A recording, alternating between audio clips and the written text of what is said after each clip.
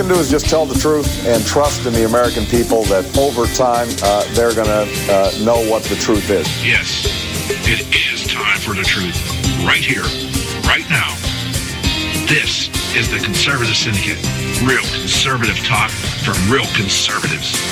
With your host, John Matthews.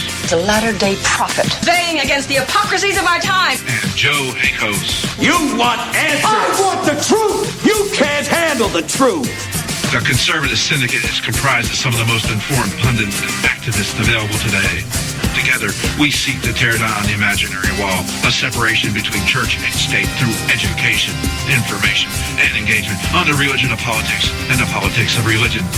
And now, your hosts on the globally syndicated Conservative Syndicate, John Matthews and Joe Hakos. And how are we doing out there all across this great land of ours? It is that time once again for the Conservative Syndicate, Real Conservative Talk.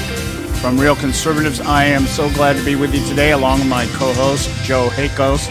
And boy, there is so much going on out there. And I don't know where to start. Where should we start today? I mean, there's just some major stuff going on here. And, I'm just wondering, should we be spending our time talking about Barack Obama out there politicizing, about the excess politicizing of cop killings like he just did down in... I'm sorry. That wasn't supposed to be funny. How about his 3-hour meeting that took place with the Black Lives Matter leaders last week, right after the politicizing remarks down in Dallas? That we could talk about that. We could talk. How about Clinton's attempts to block her making a deposition before the election? No, we can't talk about that. Or perhaps why Mike Pence is a good choice for Trump's VP. I happen to think it's a good, smart choice. I'm not going to say it's a great choice, not my choice, but a smart choice. I would say it's a safe choice. Yes. And so we'll talk about that a little bit today. He hasn't quite been exposed as the establishment type that he is, so there's still a lot of quote-unquote conservatives, which that in and of itself is a discussion we could have. He's still seen in the conservative prism kind of thing. And or we can talk about the platform, the RNC platform, which we'll do today. I mean, there's a whole bunch of stuff we could do. Or the Holy Grail, the seat of the DNC platform. Oh, gee. Okay. It's new and improved Democratic Socialist skew. The surrender to the Bernie Sanders people to try to get their votes. And I'll start out by saying Clinton at the NAACP convention. Yeah. What's that? We could talk about Hillary Clinton at the NAACP convention in Cincinnati, Ohio. Oh, is she down there? Wow. See, that one skipped over my radar. Okay. Yeah, she's down there. She's in Ohio. Maybe she'll go to Great America, get on the wooden roller coaster and hurt herself. I mean, enjoy the cotton candy. We should check up on that and see if she's reverted to her southern Negro dialect while she's talking. No ways tired. I ain't not tired. Yeah. I'm sure she's telling them, look, if you want Section 8 housing, please continue not to marry the man that get you pregnant. Yeah. Please stay and let me and my cohorts take care of you and be your baby's daddy. Yeah, I get it. But let's do this. What I want to open up with today is an article written by Jennifer Rubin. She writes, I believe, for the Washington Post I think the name of her column is called Right Side or something like that. Right Spot. I don't know. She's actually, I think, normally 9 times out of 10. It's called the Right Turn. Right Turn. There it is. Thank you. And normally when she writes, I like most of her stuff. She has a good way of kind of zeroing in on the real issue and stuff. Not always her opinions don't always jive with mine, but she's able to at least articulate and locate what the issue is that she's writing about, and I respect her for that. If I might interject, John, being an Air Force kind of guy, and you were in aviation there, I think she's not actually making a right turn. She's just banking right. She's not going right. Okay? Just kind of leaning that way. If people don't know this, a lot of times when you make steep turns in an airplane or even in a car, for that matter, you'll always just instinctively lean the other way. If the G-force is enough, if you're banking right, you're going to instinctively lean to the left. Absolutely, you want to keep yourself balanced and level. Your natural body instinct is to to counter that shift, to keep that equilibrium right, that kind of stuff. And I think the article that she wrote today is kind of telling because it identifies what it identifies. It really identifies how the GOP establishment looks at things, and especially in particular, how they gauge competence. See, this is the big issue here. Everybody wants to talk about competence. I don't think we've had a competent president since Reagan. Now I understand the prism you're looking at this through. Now, okay, go for it, John. I got it now. Okay. So I'm sitting there saying, okay, well, if competence is the issue, and a lot of times the way it's measured in political circles is the amount of time spent in quote-unquote public service. So if that's the case, then perhaps Hillary Clinton is the most competent candidate out there. I mean, she's been around 50-plus years by most measures. But, she's competent in the same way that somebody who's been imprisoned for life without parole is qualified or competent to be the judge. Okay? I mean, it's like I expressed last week in our Moments of Madness sequence. Hillary Clinton has 41-plus years of experience. That's what people say. What she's got is 1 year experience 41-plus times. Yes. Okay? So let's keep the competence argument within the realm of reason when we talk about competence. And she points out some things here in her article that I just want to spend just a couple minutes here touching on. She says that the Trump team was unprepared to present Indiana Governor Mike Pence. Well, so what? But I didn't notice any of that. Did you, Joe? I didn't hear the announcement or listen to Pence speak or do interviews or anything and go, Trump doesn't look like he was prepared for this. Really? What I saw was, yep, this is going to happen. Once it finally got to the point where it's like, this is the guy. That was that. There was no... Yeah. Well, they were sitting there, they're worried about the fact he didn't have all the biographical data on Pence and everything. You don't have to worry about that. The left will fill in the voids for you. Oh, cut me a break. This guy, that's ridiculous. Again, she's leaning to the right, but she's not turning that way. Yeah. Now, she goes on then and talks about the money. She goes, let's not forget the money. Oh, yes. Yeah, let's just say that there's an establishment talk for you. Let's talk about Jeb Bush, by the way, when we talk about the money. Okay, the man that was supposed to have the war chest that was just going to outlast everybody. And the guy was history before, much sooner than most of the other candidates. And he says he doesn't know who he's going to vote for in November. Yeah, who cares? Really, Debbie, that's nice. You were rejected by most of this nation in this primary season. So Jeb, who cares who you vote for? Yeah, or just change your allegiance and be a Democrat. Go ahead. Vote for Gary Johnson. You can help him with those shovel-ready jobs. Okay. Why don't you vote for, vote for Yasser Arafat, the dead Palestinian guy. Yeah, vote for him. So let me get through these other 2 points here. Sure. I don't want to expand on this after the break here. I just want to get this in because there's a point. There's a method to my madness here. I'm liking it. Okay, it says even worse. Trump is getting clobbered in the overall money race. He's not making it. He's not garnering enough money like Hillary Clinton is. She's got this massive chest sitting out there ready to use. And then she says his ground game is threadbare. He's in the States, and he's just not doing a good job of getting out and getting people to, punch the ballot and everything else. And, all I can say is this. She says here at the end of her article, the race, which could have been a referendum on the Obama presidency and on Clinton's record and ethics, is now about Trump. His ignorance, his extreme views, his narcissism, his dishonesty, and his political incompetence. That is precisely the election Clinton wanted, and probably the only one she could win. Well, here's a newsflash, Jennifer. with all this incompetence, most polls show Trump about 4 points behind Clinton. Some show even, and some show him winning. So even with all his incompetence, he's still on an even keel if we are to even buy into the polls. So what happens if he gets his act together? If he even needs to get his act together? This is pretty funny. Hey, yeah. Jennifer is leaning to the right, but she is turning left, and that's pretty hard to do in an airplane. Yeah, I mean, she now qualifies to write for National Review.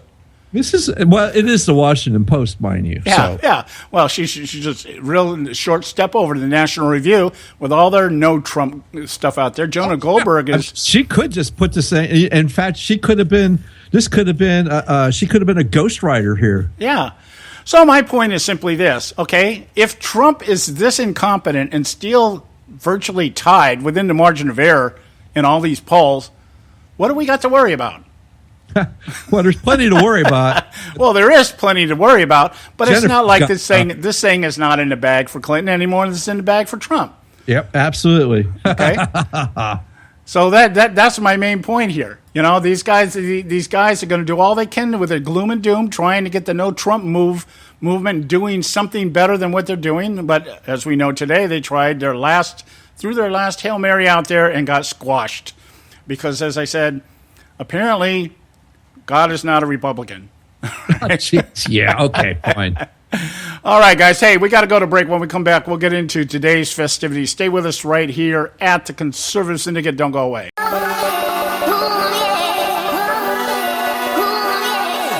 You can catch all our archives at theconservativesyndicate.net. The Conservative Syndicate. Real conservative talk from real conservatives.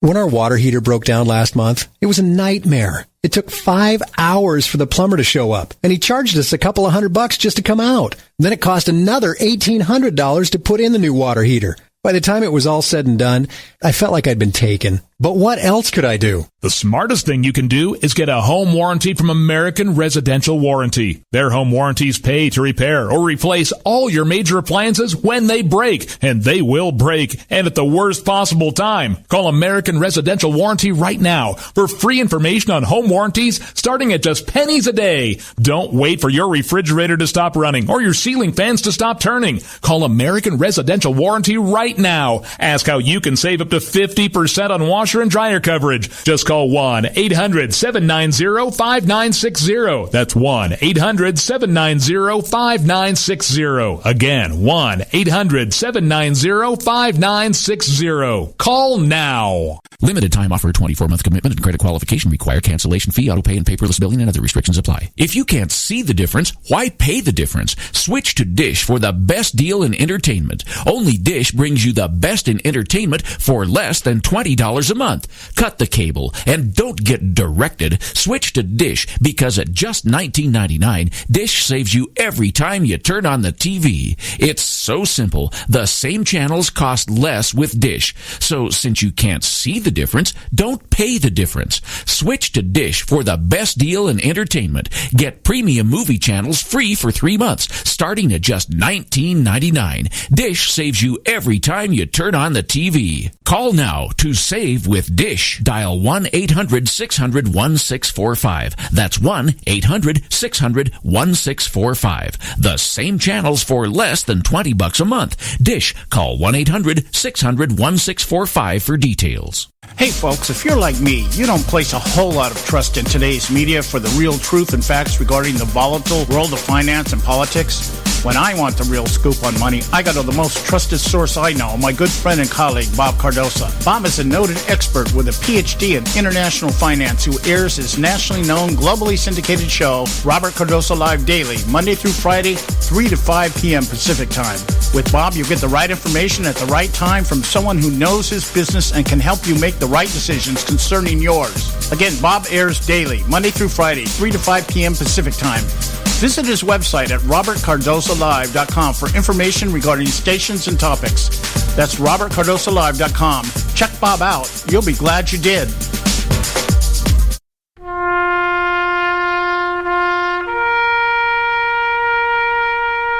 read something recently worth thinking about. It's the soldier, not the campus organizer, who's given us freedom to demonstrate. It's the soldier, not the reporter, who's given us freedom of the press. It's the soldier, not the poet, who's given us freedom of speech. It's the soldier who serves under the flag, who defends the protesters' right to burn the flag. Isn't it time now to demonstrate that we support our troops? Were it not for the brave, there'd be no land of the free. Fred Thompson's message was brought to you by citizensunited.org.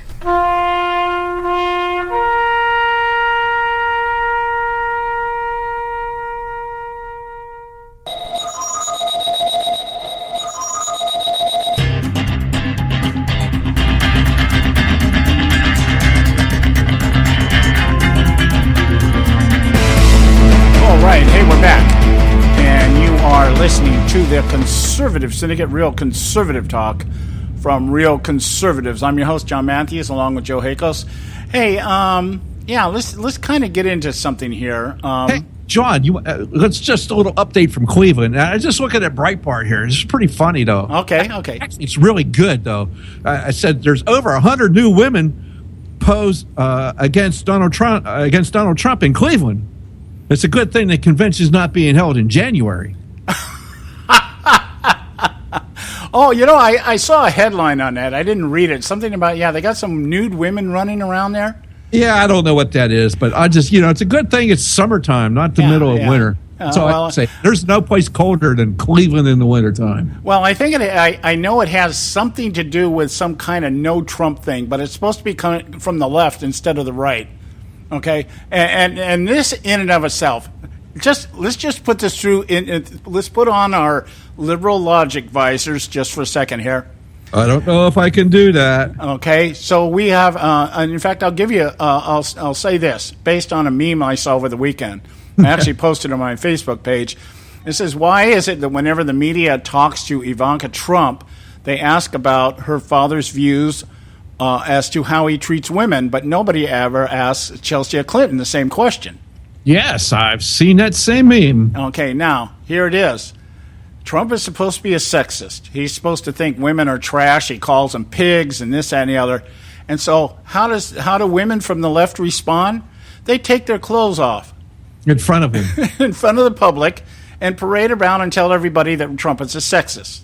Okay, is that not using your sex to try to get across some really lame point? And so, I don't know. I just love liberal logic because it is so hyped in hypocrisy. Yeah, let's take our clothes off so that we can expound upon the fact that Donald Trump is a sexist. And you'll notice, I did notice a picture. There weren't any ugly women there. Okay, you didn't have Rosie O'Donnell leading the charge. All right, so it's just okay. Yeah, a bunch of leftists. I wonder, maybe young soccer moms or something. I don't know. Probably more of the what's that girl's name, Lisa Durham crowd or something like that, but or maybe college kids. Okay, but so that's how we'll protest against sexism. We'll take our clothes off. We'll march around. Okay. I don't think I'm going to be one of those protesters. No. I have more respect for my fellow human and men and women because if I did that, someone from some marine wildlife organization would try to roll me back into the ocean, keeping me wet the entire time. Uh-huh. So I'm not going to get naked for anybody around here. No, I just have more respect for people than that. If I did that, if I was to take off all my clothes and parade around nude, I can guarantee you they would be hauling me down to the beach trying to push me back into the ocean. Exactly my point. In fact, we just had a whale. I think I don't know if it was in L.A. It might have been down in the L.A. area, somewhere here in the coast. They were trying to move some dead whale by truck. They had it on a flatbed. I don't know where they were intending to take it. I mean, if it died at the beach, why would you move it? Okay, but they were moving it, and something happened inside the whale, some kind of gas or something, and the thing exploded. So now there's this big investigation going on. Why did the whale explode? It was a terrorist whale. Yeah, swam all the way over here from the Gulf. Swam all the way over here from Iraq. Yes. Oh, so yeah, just What? I don't remember what city was in. I think it's here on the coast somewhere. Oh my goodness! And it's like, oh, look at that! There's sushi everywhere. Oh yeah, I mean they showed a picture. I mean the thing it blew up. I mean it didn't just pop. It blew up all over the place. But, it needed to be in the water. I'm just thinking, I'm just my warped imagination is I just wonder if all the Save the Whale people were walking down the street when this happened or something, there's some poetic justice for you. And the well blows up. Oh, my goodness. I could just see that happening. Oh, yeah. Well, I mean, just the idea, why would you be moving the thing off the beach in the first place? Well, that doesn't make sense. It'd be like, get a big boat and drag it out into the water and let it, let the sharks' lives matter, too. I guess. I don't know. Oh, maybe take it to SeaWorld to feed the sharks or something. I don't know. Yes, come on. or haul it over to Philadelphia for the Democratic Convention. Yeah. Oh, in fact, that's even funny. One of the things we're seeing here in California, SeaWorld is shutting down their whale show next year because they've decided that it's too...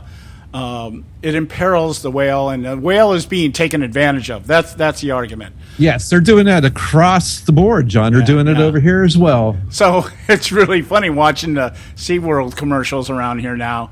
You've got 1 year left to come and exploit the whales. That's funny. We love we love our whales. The whales are we take care of them. We treat them so good. The whales never had any better. Blah, blah, blah, blah, blah. And it's like, okay, it's great. Yeah. It's just some whales. It's not like they were being treated poorly by jumping up in the air to catch food. As just, Yeah, these whales are so well kept, they actually give them baths. I mean, they've got it. I mean, no, I understand. Don't try to put it back out in the wild. I mean, like the idiot up in what's Yellowstone that saw a bison in the wintertime in the cold and said, "Oh, it's cold, the poor thing. Let me take it in my little SUV," and then it wouldn't be it couldn't get reintroduced into its herd, so they had to put it down. Oh, yeah. I mean. Stop that silliness, it is amazing to me the the worship of the creation over the creator is just astounding to me, it's just I could go into a whole thing on this, but I'm not gonna. No. I think we've probably. You're the one that brought it up. I know. Well, we've trimmed all the fat off of that we can get, I guess. Oh, the whale fat. Yeah, water off a whale's back. There you go. Back in the old days, we could have made a fortune with that whale oil. Yeah. Light up the houses. Yeah. Well, anyway, along that line, let's get back here to some political correctness here. I'm gonna spend just a few moments here. We got Bob Cardoso coming up at the bottom of the hour. And I want to get his take on the Donald Trump, Michael Pence candidacy or the ticket. And in fact, let me ask you, Joe, what do you think? I think not a dumb move. Okay, no, not what I would have liked to see, but I understand completely the strategy behind it. This is kind of like the equivalent of, John Kennedy picking Lyndon Johnson so he could pick up Texas. Well, it's not even that political on it. Yes, it is political on it. But out of what was it? It was Pence, Newt Gingrich, Christie, and that general. Yeah. Okay, so Sessions. I think Jeff Sessions was in there also. I don't think he was ever really in there considered, to be there because. Let's face it. Jeff Sessions is about 7,000 years old. Yeah. Okay, I love the guy. But let's face it. I think we were better off with Jeff Sessions being in the Senate. Well, yeah. So with out of those four, I was like, okay, Pence would have been my second choice, honestly. The general and Christie were never in the run as far as I'm concerned. So I would rather have Gingrich in there because of the fact that Trump once said he needed somebody that knows how the machine runs in D.C. basically, and who better than that would have been Gingrich. I mean, let's face it, Gingrich worked with Clinton, and he was able to get welfare reform passed. You know, if you want welfare reform, you got to find a job. If you want to get welfare, he balanced the budget. That hasn't happened since. Or, you know, some people want to argue, they really never balanced the budget. Well, it's closer than we are right now. We're only 19 trillion away now. Yeah. So, you know, I would have just, that would have been nice. But I understand the Pence pick. It's a safe pick. And he does have he understands how government works. He knows how this is. And let's just face it, he's an upright citizen. He's there's not, unless he's the Jerry Falwell or who was that? Well, the Tammy Faye Baker. What was that guy? Jim Baker kind of Jim deal. Baker? Yeah. I have sinned you. Unless he's one of those kind of guys. I think you know, as far as evangelicals go, you know, I don't think you have any worries there. So he is a conservative. Let's say conservative, at least social conservative anyway. Policy wise. We'll come to find out, but I think it's a safe choice. I can't really argue against it. I couldn't either. My choice, like I said, my preferred choice would have been Ted Cruz or Newt Gingrich, but then that would have in fact, I'm really kind of surprised how quick they were. The left went after Pence. I thought, okay, it'll at least take them a week to load up. No way. You come on. You know better. Okay, but because I figured they were probably all gearing for somebody like Newt Gingrich or something like that, and the fact that Pence is the one that ended up getting picked, I see it the same thing. I see it kind of as a what's the word I'm thinking of? Kind of a peace token, and what I mean by that is Pence is still conservative or considered conservative enough. Hasn't been totally exposed as an establishment type. So he's a safe bet with the evangelical crowd, and that appeases those people, the ones that want Cruz over everything. And then he's establishment enough that he appeases the establishment crowd. So it is I think a very good move in terms of trying to at least not unify the party, but at least getting them to all nodding their head going, yeah, just like we're saying here, yeah, not bad. I can live with this. And, so that's how I see it. But I also understand and believe that looking at the platform, which we'll look at a little later in the show and really kind of get into some of the nuts and bolts of it, is that this is also an attempt Donald Trump is not going to have a Damascus Road experience. This guy is not going to put his hand on the Bible, swear to uphold the Constitution in January 2017, and all of a sudden become a right-wing religious zealot. No. Okay. The only way he's going to have a Damascus Road experience is if he buys it. Yeah, and here's a man who doesn't think that he's actually a sinner. Okay. Yeah, exactly. So so I understand what you're saying. This is like a peace offering or whatever. So I get that, and it's, and as I said, it's a safe choice. Well, and again, if it appeases everybody at this point, because our objective is not to get Donald Trump elected as much as it is keep Hillary Clinton from getting elected. Okay, let's be honest here. This is probably the epitome of the best example of what we've talked about over the last 20 years at least, when we talk about voting or electing the lesser of two evils. I mean, it doesn't get any more, you need no more clarity than this. Two people running for office with each one of them in the 45 to 40%, 47% electability column, both of them less than 50%. Well, we'll have to talk about that, John. I've got a rebuke to that one. Okay, yeah. Well, I'm just saying, when we look at numbers compared to how other candidates have in the past, whether we like those candidates or not, we're talking about, in my opinion, in that regard of skill, competence, or whatever, honesty, integrity. Sure, I give Trump the honesty, integrity, but I'm not so sure that I'm going to be ecstatic about everything he tries to do should he get elected. So, it's kind of like, well, okay, to me, it's kind of like it's all about keeping Hillary, everybody's this no Trump movement. I'm in the no Hillary movement. Yeah, I got you too. So Okay, let's go to break and then we can get Bob on, see what he thinks. Yeah, we got to go to break here. When we come back, we'll get Bob on the line here. Stay with us right here at the Conservative Syndicate. Don't go. Talk Radio, WRS Cleveland.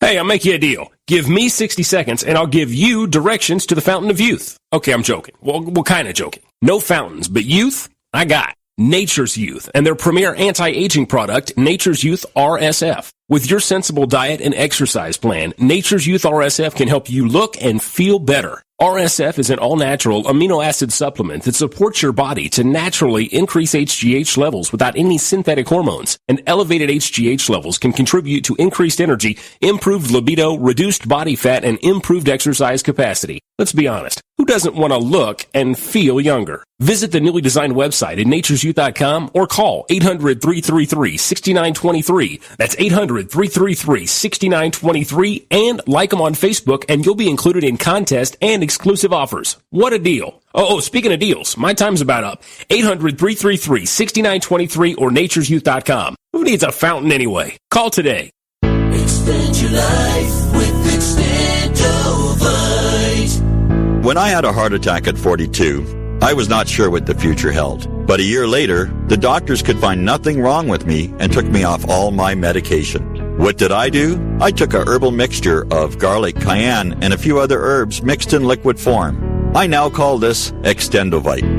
I would have never believed that a few simple herbs could actually change my life like they did. Now it's your turn to see what the powers of garlic and cayenne can do for you. For only $69.95 plus shipping and handling for a 2-month supply of either capsules or liquid, you too can begin on your path to better health. For more information, call 1-877-928-8822. That's 1-877-928-8822. Or visit our website at heartdrop.com. Extend your life with Extendovite. I've owned my company for 14 years now, and I can tell you that payroll is a 4-letter word. I hate doing it. It eats up hours I don't have, and it costs me money I could be saving. But my accountant's too expensive, and I'm not sure who to call, but I know I need help. We're Paychex, and we take all the hassles out of small business payroll. We save you time and money. It's easy. Call, fax, or give us your payroll information securely online, and we take care of the rest. We calculate the correct taxes, manage payments and direct deposits. We even send out your checks. Payroll doesn't need to be a 4-letter word anymore. We're so sure that we can save you time and money that we'll give you a month's payroll free. Just for calling 877-663-3830. Get 1 month's payroll for free. Call Paychex right now. 877-663-3830. That's 877-663-3830. Hey, I don't back anybody unless I believe in them. And I do believe in the value of investing in gold and silver. And the company I trust to buy my gold and silver from is Swiss America. I've been working with them for nearly a decade. I trust them, and you can too. Swiss America will help you sort through and find the best options available when you're considering investing in gold and silver coins. Listen, for over 30 years, Swiss America has been offering Americans what they want in their investments: safety, liquidity, quality, reliability, and a potential profit. Gold and silver have a place in every investor's portfolio. So, why not let Swiss America help you diversify your investment portfolio now? Call now for free information. 800-978-3907, 800-978-3907, 800-978-3907, 800-978-3907. Hey, Bugsy, you hear the news about Vinny? Yeah, it's a real shame. He owed money to the IRS and they finally cut up with him. Just like Al Capone. If the IRS can get the Capone, imagine what they can do to little old Vinny, huh? Poor cat, he was on top of the world. Then bada boom, bada bing. What Vinny needs now is an offer he can't refuse. Hey, you got a tax problem? Does the IRS claim you owe them a bunch of dough? They can get you too. So call the tax relief line now and learn if you qualify to negotiate your $10,000 plus IRS tax debt for up to a 75% savings. Don't be like Al or Vinny and get busted. Make this free call now. Learn how you may be able to pay the IRS less. Call now. 866-657-8474. 866-657-8474. 866-657-8474. 866-657-8474.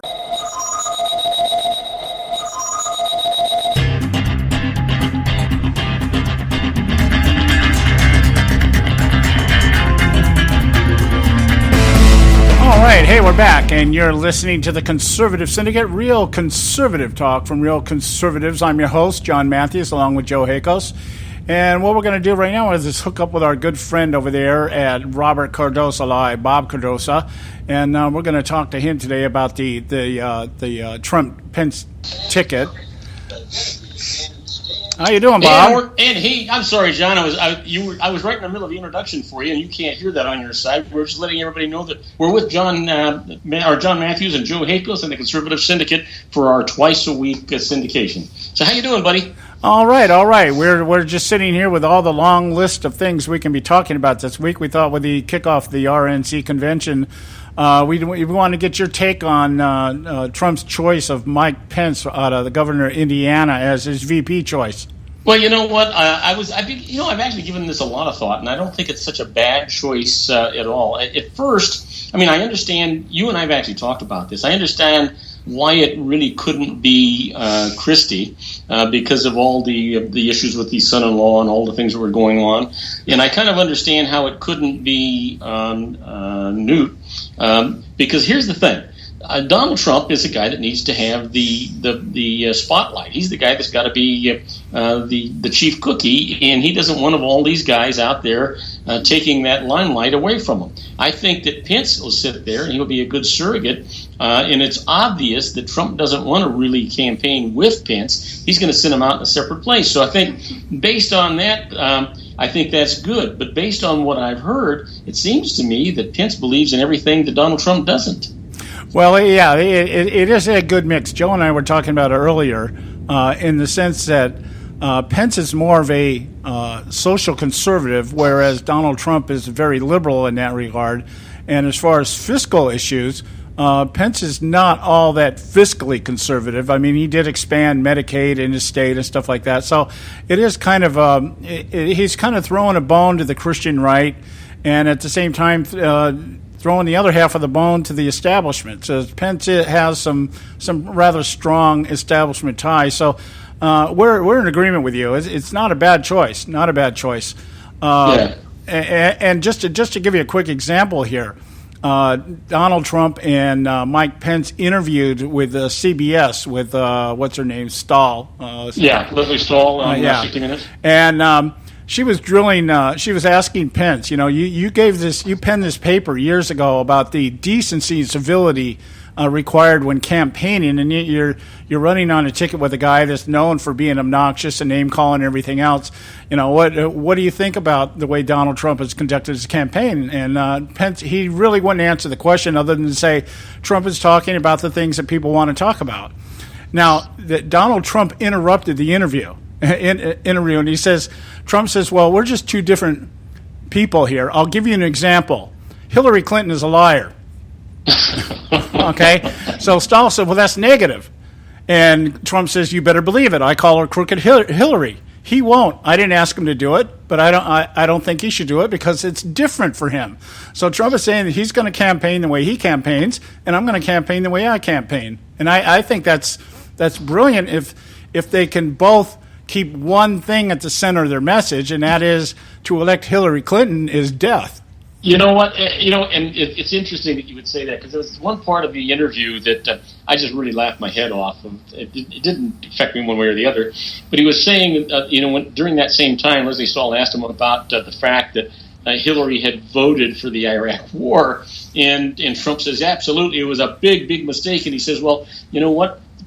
Mike Pence also voted for the Iraq War, and Donald Trump says, well, everybody's entitled to one mistake. He says, not Hillary. He says, absolutely not Hillary. Well, I don't think Pence fits. Hillary had another mistake. It was called Bill Clinton. Yeah. Oh, yeah. But, Trump said at the outset that what he wanted, he was leaning towards the governor. I think that's why everybody thought Christie was going to be the guy. I really think, should Trump get elected, that Christie will be our attorney general. I agree. I agree 100%. And you know what? I wouldn't be surprised to see Newt Gingrich as the chief of staff. Well, that would be, I think, quite interesting. See, Gingrich... I don't think that ever happened. I don't think that would happen. Yeah, I had to weigh it out this way. I just sit and go, if I had my way, if I was the only citizen of the United States of America, I would want Ted Cruz as VP. Of course, I'd want Ted Cruz as president, but but I would take him as a VP, and I would not mind Gingrich. I like Gingrich because he's a very intelligent, very politically savvy guy, and he has a proven history of being able to work with the other side. Although at this point in time, I don't know if that would happen. But my point being is, those would be my two preferable choices. Pence, like I said, he gives enough to each side that there is going to be at least the appearance of some kind of unity, and I think that's good. What's yeah, you know what? I think you're absolutely right. And you know what? The one thing that Trump has to come out of this week with is trying to bring the Republican Party together, and that's what really has to happen here. And the other thing is we have to keep in mind who it is that is really supporting Trump, and it's all of those people that are demanding change, that recognize that we have to have serious change in this country. And you know what? I'm not so sure that even though the things that Newt Gingrich says are very controversial, I'm not so sure that most people don't look at him as a well-seated establishment. Well, there's a good argument for that. I would not refute that argument. I'm talking about somebody who, at least by Donald Trump's criteria, somebody that knows how the system works.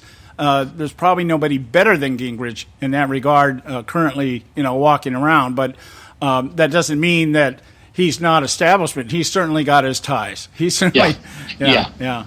Joe, I kept thinking, when we were talking about Ted Cruz, we were talking about Newt Gingrich, we were talking about Chris Christie, and I was thinking about, the cabinet positions that would be there, and then of course I started to think, no matter who he picked, no matter how efficacious they might be within that group or an outside group that he was going to choose, are we going to run into that same block wall with the establishment Republicans in confirming the people that Trump wants to have if he's elected? Oh, that's a good question. Joe, you got an opinion on that? Well, I got a feeling that these people are going to find out that slowly but surely they're going to find the door to the exit. They're going to be shown the door, and they're going to be told to leave. They're either going to leave, or they're going to get on board, and they're going to have to play the game. When you say those people, you're talking about the establishment types. Correct. Yeah. And then and I don't know, John, but I think maybe you do. We've talked before about the requirement for every legislator to work 40 hours a week in garnering donations for the party and for their own campaigns and things. That's all To what extent could the RNC say, we're not going to support you in the next election? Matter of fact, we're going to put somebody up against you if they create these kind of problems. Well, I think at this point, I'll answer mine because my answer will take about a minute. Mm-hmm. I think at this point it's moot. Reince Priebus has showed enough out there that he's basically saying, like it or leave it. Love it or leave it. You either Trump is the nominee. They squelched the debate today about the delegates who wanted to be freed up to vote for who they want. They killed that in a heartbeat, and he's pretty much saying, this is what we've got, guys, and you either unify behind it, or as Joe said, there's the exit. What do you think, Joe? Yeah, that's exactly it. They're going to be shown the door. It's not going to take much. You either want to be part of this or you're not going to be part of it. They're going to have to get over it. Yeah, and it's simple because they're going to get left behind. Yeah. And I think both of you for this question. Do you really feel in your heart? Because I want to. I don't know that I believe it yet. That if Donald Trump is elected, that he can actually affect the kind of change that we need in this country. I think that we'll see some change. I don't think it'll be the change that his followers think it's going to happen. I don't think it'll be the change that the left fears. I think it'll be some change. I think he'll do something to help the economy and maybe perhaps get us out of the Trans-Pacific Partnership. Maybe squelch the Iran deal. I think there'll be some things he'll do. But you're talking about somebody that's going to massively transform us or reform us. No, that's not going to happen because he doesn't have the ideological slant to take that kind of thing on. He's a businessman. He wants the money flowing, and that'll be his gauge of success. I've built another business. I rebuilt America from the bottom up financially or economically. Everything else, I think, is bartering chips. I think he'll barter away some of that stuff. Well, let me play on that. Give me 30 seconds because I know you're going to go to a commercial. In the Associated Press, just came out here just today. The notice that they've received verified documentation on the Iran nuclear deal, that the 15 years that they would not be able to have a nuclear weapon is not going to happen, that they're going to be able to be on the road to a nuclear weapon within 5 years. And now I'm talking about how will Donald Trump respond to something like that. Let's talk about that when we come back from this break, guys. All right, guys, we'll be right back. Stay with us right here at the Conservative Syndicate. Don't go away.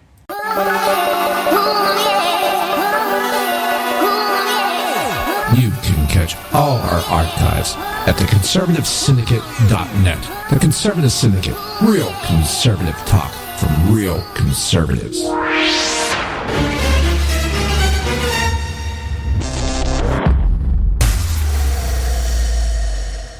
Hey folks, if you're like me, you don't place a whole lot of trust in today's media for the real truth and facts regarding the volatile world of finance and politics. When I want the real scoop on money, I go to the most trusted source I know, my good friend and colleague, Bob Cardoso. Bob is a noted expert with a PhD in international finance who airs his nationally known, globally syndicated show, Robert Cardoso Live Daily, Monday through Friday, 3 to 5 p.m. Pacific Time. With Bob, you get the right information at the right time from someone who knows his business and can help you make the right decisions concerning yours. Again, Bob airs daily, Monday through Friday, 3 to 5 p.m. Pacific Time. Visit his website at robertcardosolive.com for information regarding stations and topics. That's robertcardosolive.com. Check Bob out. You'll be glad you did.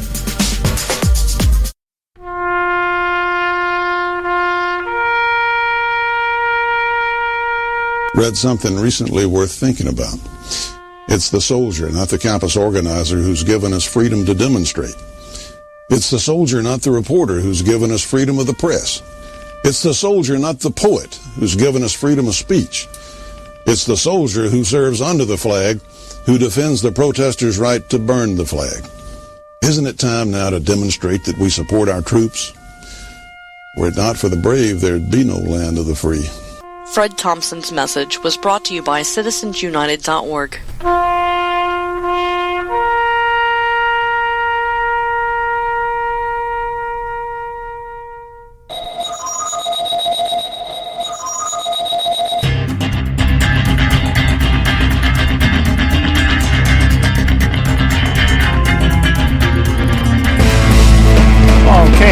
Back at the Conservative Syndicate, Real Conservative Talk from Real Conservatives. I'm your host, John Matthews, along with Joe Hakos.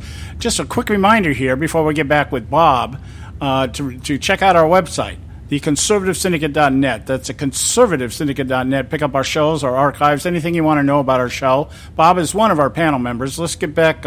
Let's hook back up with him, and we'll give Joe a chance to respond to Bob's question about the Iran getting a nuclear weapon. And we're back with John Matthews and Joe Hakos, and my co-host for the day, my genius grandson, Joey. All right, guys, we're back. What do you think about that question?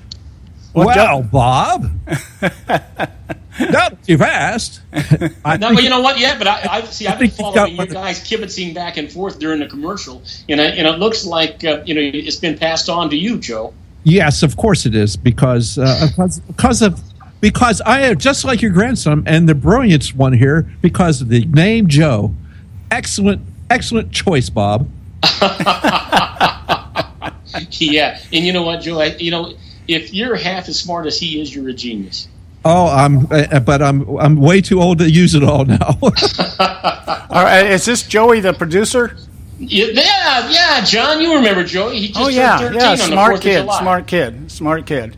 Yeah. So anyway, back to the question: what's Donald going to do about the Iranians having a nuke? Okay, my thing is I think he is going to make it known to Bibi Netanyahu and our Israeli friends that he is going to fully support them in their endeavors. And I think he was just going to let Bibi do it. But the Bibi's not going to be alone in it. The Israelis aren't going to be alone in this. And I know this is probably going to freak you out a little bit, but our friends over in Saudi Arabia are going to join together with the Israelis. Yeah, if they get the right wake-up call, I agree with you, Joe. Absolutely agree with you. Well, I watched an interview over the weekend with one of the heads of the Saudi government, and they were talking about the 28 pages, the 9/11 28 pages, the secret pages, and all this other stuff. Yeah. And I thought the representative, I don't know what his name was because I came in halfway into the interview, but he was asked directly by the journalist that was talking to him whether or not Saudi Arabia was involved in the 9/11, as if the guy would actually give him a straight answer. But there's aliens there as well. Yeah.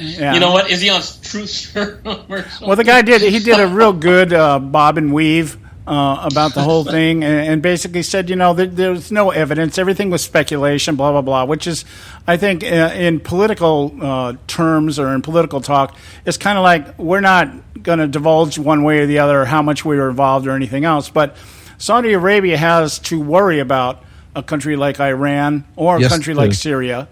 And I think that I agree with Joe. I think Donald Trump would be like, Bibi, they're yours. Go after them. And, hey, if you need some change, let us know. And that way it doesn't look and with the Saudis doing it, they would it look more like it wouldn't look more like the American imperialism thing or the Zionist movement from the Israelis. It would. Well, the interesting thing, Joe, the Saudis have a huge army and they have unlimited resources for Pete's sake. Yeah, but they don't have any submarines. Yeah, well, it's hard for submarines to work in the sand, And I don't even know that they have an Air Force. Yes, they do. Oh, they okay. have an Air Force, but we know what that Air Force consists of, so we're okay with that. Yeah, that's our old. It consists of our old F-18s. Yeah, and 15s and stuff like that. So it's okay. We didn't give them everything, but it's not the Clinton White House. Well, Yeah. Well, you know what? But I wouldn't be opposed to giving them. I wouldn't be opposed to giving them some new equipment if they'd use it in the right place. I would be very careful about doing any of that anymore. I'm just joking, Joe. I don't know who to trust, including in my own country anymore. Yeah, absolutely. I mean, we've got the Clintons, and they're good for giving missile technologies to the Chinese and uranium to the Russians. So what could go wrong? Yeah. Well, you know what? Hillary Clinton is going to be. The Clintons themselves will be the next billionaires if Hillary Clinton gets elected to office. But and I was seeing where Donald Trump was having so much difficulty getting people to speak. Actually, I don't think he really is. But if you really wanted to have some controversy, for $200,000, Hillary would speak there. Well, if I had been Donald Trump, I would have asked Mark Cuban to speak. Oh yeah, you know what? It's interesting you would say that. I actually thought that too, to be honest with you. Yeah, he'd be articulate. People are complaining about the lack of the Bushes and matter of fact, even Kasich, I'm surprised is not there. But the people coming out there. But the truth is, well, the only people. Wait a minute, Bob. Wait a minute. That would be an establishment type convention, and that's not what we're going to have. No, let me correct you, my friend. Okay. The only people bitching about the Bushes not being there is Jeb Bush. Yeah. Okay. Well, I wasn't thinking so much about Jeb because I try not to. I was thinking more about. No, I thought Gingrich handled it well when he was on. I believe Fox News or CNN. Somebody asked him about the Bushes. They don't know who they're going to vote for, and they're not going to show up at the convention. And Gingrich just said, "You know what? They need to grow up." Jeb lost. Yeah. Yeah. You should go, just go ask mommy what he should be doing, and just go into his room and suck his thumb. Yeah. Well, but here's the thing. Mommy already said we've had enough Bushes in the White House. Yeah. If I was Barbara Bush, I'd be sitting at home and say, "See, I told you, boys. I told you." Exactly what was I saying last December. Stay out of the bushes. Yeah. Oh. Well, or if you have a bladder problem, you can do that in the bushes. Well, if that's how you're identifying yourself as a potted plant, you're okay with that. Oh, jeez, Joe. Sorry, Bob. It's been a while. We got a couple of minutes left here, Bob. I wanted to ask you real quick here. Have you had a chance to look over the RNC platform? No. And you know what? But I'm guessing I could probably guess what the platform is. But here's the thing. I'm not so sure that we're not going to see a few changes yet before the end of this convention. Well, in light of all the controversy, Colorado walked out of the convention floor. Well, we probably on this show have probably more than any other show around carried the message that we were going to have a brokered convention or a contested convention and was going to be total chaos and this, that, and the other. None of that is going to happen now. None of that's going to happen. So, and we said in the beginning, we hope we're wrong. And I'm really glad that we were wrong about this. But in terms of the platform, I'll just tell you this. It's a bunch of words that mean absolutely nothing. Oh, right. Well, you know what? What platform has any party ever presented that has ever been completed or even approached during any one of the parties' time in office? There you go, Bob. Absolutely right. Yeah, and probably the closest was Reagan, but even he deterred from it in quite a few ways. So, Kennedy. Actually, Kennedy was very much an adherent of the Democrat platform, but that was back when they were human beings. Well, but look what they did to him. Oh, yeah. Bob, you asked the question, what was Trump going to be doing? Bob, what can Trump do? As I mentioned to John on the little notes here, I think Trump is going to get credited just like FDR did. Trump and FDR in the same sentence, yes. FDR got credited for saving capitalism, and I see Trump maybe doing the same thing. From your lips to God's ears. Yeah, I can deal with that. That's all right. Yeah. It's not that I want to put religion back in Washington, D.C., but, it needs to be there. Well, at this point, we need something constructive done. And it doesn't. We don't have to have everything. We just need something done. Anything. Anything that's good. Anything anything. Anything that puts the country at least back on the right track to who we are and what we stand for, what we represent. I'm not into the saying if Trump does two things, if he follows through with the economy, I don't care if he builds a wall or not. Yeah. If he follows through with the economy and he gets us a good conservative Supreme Court justice, in my opinion, I'll give him 4 years.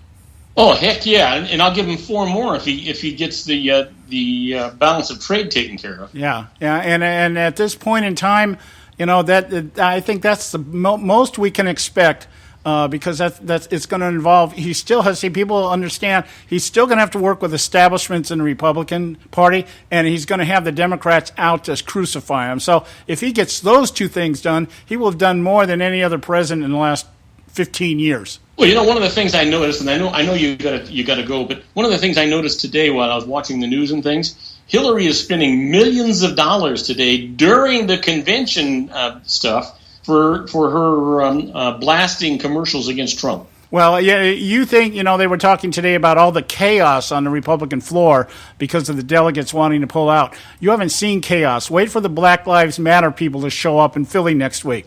Yeah, well, you can say that again. You can say that again. Hey, guys, great show. Thank you so much. All right, God bless you, man. You guys visit Bob's website, robertcardosalive.com. We're running short here, Bob. I got to let you go. Not a problem. Take care. All right, bye-bye. Okay, guys, it's time for the Edwards Notebook. Pay some bills. We'll be right back. Between President Obama and Mrs. Clinton, America is in a very dangerous position. Hello, I'm Ron Edwards. On today's page from the Edwards Notebook, it's bad enough that President Obama has whittled down our one-time totally superior military to levels below that of before World War II.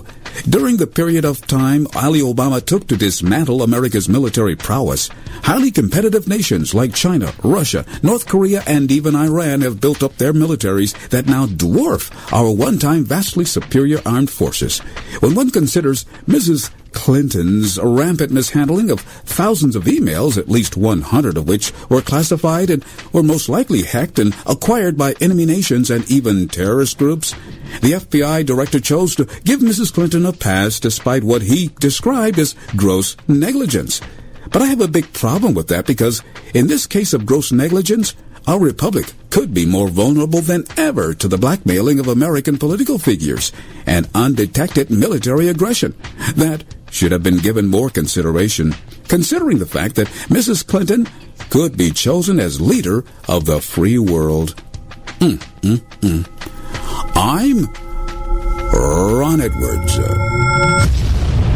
Blowing away the myths and revealing the truth. You can continue to blow away the myths with Ron Edwards on Facebook, Twitter, and theronedwards.com.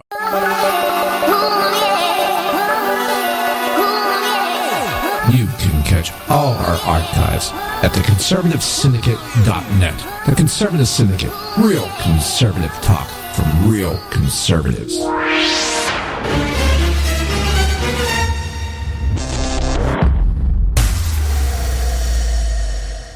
Hey folks, if you're like me, you don't place a whole lot of trust in today's media for the real truth and facts regarding the volatile world of finance and politics. When I want the real scoop on money, I go to the most trusted source I know, my good friend and colleague, Bob Cardoso. Bob is a noted expert with a PhD in international finance who airs his nationally known, globally syndicated show, Robert Cardoso Live Daily, Monday through Friday, 3 to 5 p.m. Pacific Time.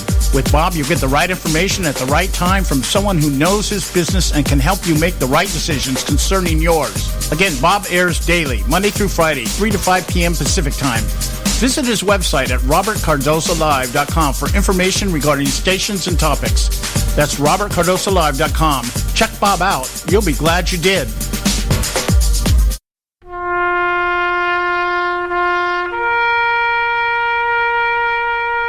Read something recently worth thinking about. It's the soldier, not the campus organizer, who's given us freedom to demonstrate. It's the soldier, not the reporter, who's given us freedom of the press. It's the soldier, not the poet, who's given us freedom of speech. It's the soldier who serves under the flag, who defends the protesters' right to burn the flag. Isn't it time now to demonstrate that we support our troops? Were it not for the brave, there'd be no land of the free. Fred Thompson's message was brought to you by citizensunited.org.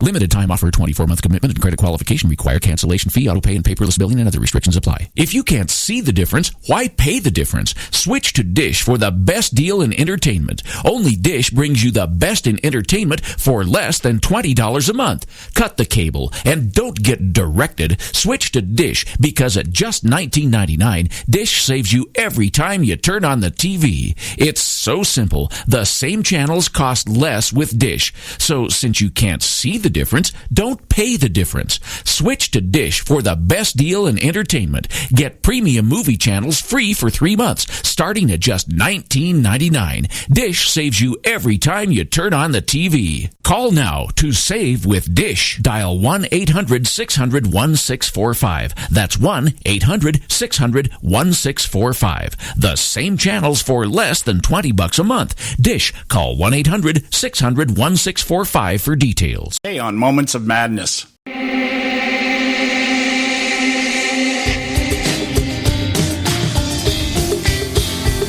Hey, all you can do is just tell the truth and trust in the American people that over time they're going to know what the truth is. Yes, it is time for the truth. Right here, right now. This is the Conservative Syndicate. Real conservative talk from real conservatives. With your host, John Matthews. The latter-day prophet. Baying against the hypocrisies of our time. And Joe Akos. You want answers. I want the truth. You can't handle the truth. The Conservative Syndicate is comprised of some of the most informed pundits and activists available today. Together, we seek to tear down the imaginary wall, a separation between church and state through education, information, and engagement on the religion of politics and the politics of religion. And now, your hosts on the globally syndicated Conservative Syndicate, John Matthews and Joe Hakos. Okay, hey, we're back. Hour 2 right here at the Conservative Syndicate, Real Conservative Talk from Real Conservatives. I'm your host, John Matthews, along with Joe Hakos. I hope you enjoyed that segment, the last hour with Bob Cardoso over at Robert Cardoso Live. You can visit his website, robertcardosalive.com, and check out his schedule when he's on the air. He's actually on the air the same time we are. And so we're simulcasting every time we talk with each other on Monday and on Friday. So anyway, hey, look, in the short segment, this is our short segment. And before I get more into detail here, I really want to cover some stuff today on the Obama's politicizing of the cop killings that have been taking place throughout the country over the last couple of weeks that have been at least, main and front and center in the media. There have been some other killings. We don't hear about them as much as we do about, the gentle giants who are robbing liquor stores and getting killed and stuff like that, in headlocks and people dying from a broken back in ambulances, which, by the way, the fourth and last officer tried in Baltimore for Freddie Gay or Freddie Day? What was that guy's name? Freddie, whatever his name was. Some drug dealer who was running away from the cops. Okay. Does it really matter what his name is anymore? Yeah, the last All right, I just don't have any sympathy for him. I mean, every other individual who was brought on charges has been acquitted of those charges. Yeah. And the last cop was acquitted today. So they're 0 for 4 out there in Baltimore. So what's it tell you about the DA there? The DA is incompetent, should have never brought the charges to begin with, but wasted a lot of tax dollars and brought the city into just upheaval and unrest. For no reason at all. Yay for them. Yeah, and the other issue here is now there's people are already talking about the possible repercussions of this in terms of violence. Let's see how that goes. Baltimore is right up there with Chicago when it comes to people willing to go out and blow other people away. So we'll see how that works. But I just real quick here, just a little clip that I noticed here. I've been talking about Julian Castro. Julian Castro. Yeah. The current leader or head of the HUD under Barack Obama. And we've talked about him for well over a couple of years now as being at least on the short list. We know he's on the short list for VP. It's going to depend on whether Hillary really decides she needs him to pull in any more of the Hispanic vote to discount for whatever vote she might lose in the Sanders crowd, that kind of stuff. And it turns out today he was found by a U.S. Court of Special Counsel to have violated laws prohibiting federal employees from engaging in political activity while working in their official capacity. Now, what that means is, while he was in office, he's campaigning for Hillary Clinton. Yes, that's a violation of the Hatch Act. Okay, now I'm wondering why nobody's filing these charges against Barack Obama. Well, my point to you, he's unlocked now.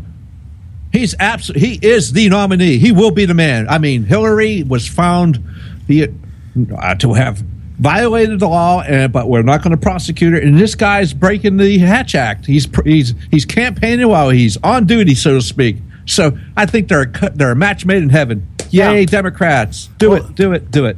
He's now shown he's qualified. Yes, overqualified. Jennifer Rubin should be talking about qualifications here. And competence. Yeah, he's very competent. Of course, we're talking about a man who also, while he was mayor, I believe San Antonio, he was indicted on corruption charges. And, so that's what qualified him to become the head of HUD. Okay? Corruption charges as mayor qualified. You see, if you get nailed for corruption, you're qualified to work for the Democrats. And housing and urban development, let's see, that controls Section 8 housing. Yeah. Well, there you go. The social engineering, subprime lending scandal, the whole 9 yards. Because, believe it or not, guys, the subprime lending scandal is alive and well. It's still kicking. They just call it something else now. Yes, I mean, absolutely. It's the same old stuff from our friends on the Democratic side of the moat. Yeah. And in fact, I've seen some commercials here, on the Filipino channel. Oh, the Filipino channel. I wish I could get that, I think. Yeah, you probably can. If you get cable, you can get it. I don't get cable. So anyway, they're pretty much in the Obama tank. Their main studio is up. They have a news program called Balitang America, and it's up in Redwood, up in Northern California out here, and right outside of Berkeley. It's up in the big trees. Yeah, and they're always out there. They always got demonstrations and everything, and they have these commercials for debt reassignment and stuff like that. People that are debt counseling, that kind of stuff. And what they do is they start the commercial off with a short clip of Barack Obama explaining how interest works on a credit card. Okay, if you have a $1,000 credit card debt and you pay that thing over a number of years, you're going to end up paying $10,000, right? And then they turn right around and they call it the U.S. funding, the U.S. debt funding or something like that. And then what they do is they sell this thing like it's a government program. But then when you read the disclosure statements down the bottom, it says not affiliated with the U.S. government. Okay, so it's that kind of stuff that people buy into. They think that the government is intervening to help them when it's not the government at all. You mean it's like that lady that was on when Obama first got elected? Obama's going to do this. How's he going to do it? He's going to use the Obama money. Where he's getting it from? That's from his Obama stash. Yeah, he's got his own private printing press. That's where it's going to come from, that kind of stuff. So anyway, my point being is that Julian Castro is now qualified, and I still think he's going to be the guy. I think he's going to be. He's a lock, dude. I say he's absolutely the lock. He's way too qualified. It's the law and order ticket. Yeah, and I saw it a couple of weeks ago. They had, last week, they had the brother out there. I forget what the brother's name is. The twin brother. He's got a twin brother, and he was down in Texas. He's a senator or congressman. He's a congressman down in Texas, and he was down to Dallas thing last week, and he was, Clinton, we need to move on. She made a mistake. She admitted it. Blah blah blah. So, anyways, the Castro's brothers. Just think of this. Yeah, when you hear the name Castro, it doesn't mean Fidel anymore, okay? We got to go to a break. When we come back, we'll get into, I want to talk about the politicizing of police cop killings, okay? We'll be back right here at the Conservative Syndicate. Don't go away. Today on Moments of Madness.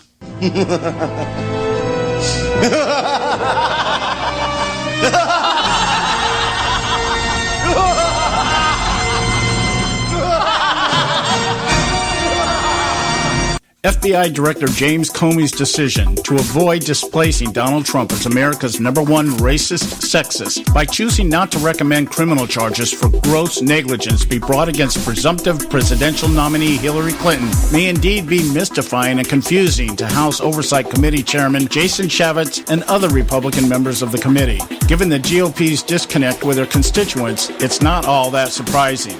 Likewise, among constituents who argued term limits is the only answer for complacency that breeds corruption, Comey's sidestepping of the obvious by responding Clinton may not have been sophisticated enough to recognize she was breaking the law in response to members of the committee like North Carolina's Representative Mark Meadows, who stated as someone who has only been here a few years, he recognizes and understands the importance of classified markings, along with Wyoming's Cynthia Loomis's bewildering comment, how could she not know this stuff? Coupled with South Carolina's Trey Gowdy's assertion, Clinton perjured herself on enough occasions to establish willful intent, and hiding treasonous malfeasance is as frustrating as it gets. But all this bewilderment, wonder, and frustration is not as befuddling as GOP operatives are expressing, or the media lapdogs want us to believe. Comey's decision really should not surprise anyone who spends any time surveying the toxic cloud that hangs over Washington, D.C., like discolored smog encompassing Los Angeles after too many days without rain to cleanse the air. Comey's presumption, no reasonable prosecutor would bring such a case against Clinton based on the historical precedent. No one has been prosecuted in nearly a century under the definition of the statute Clinton may have violated, is rightfully recognized as the weakest of excuses, especially when challenged by committee members who stated they knew plenty of attorneys who would take the case. But when placed in context by qualifying it during the hearing, no prosecutor for the Justice Department would take on such a case, it becomes quite understandable.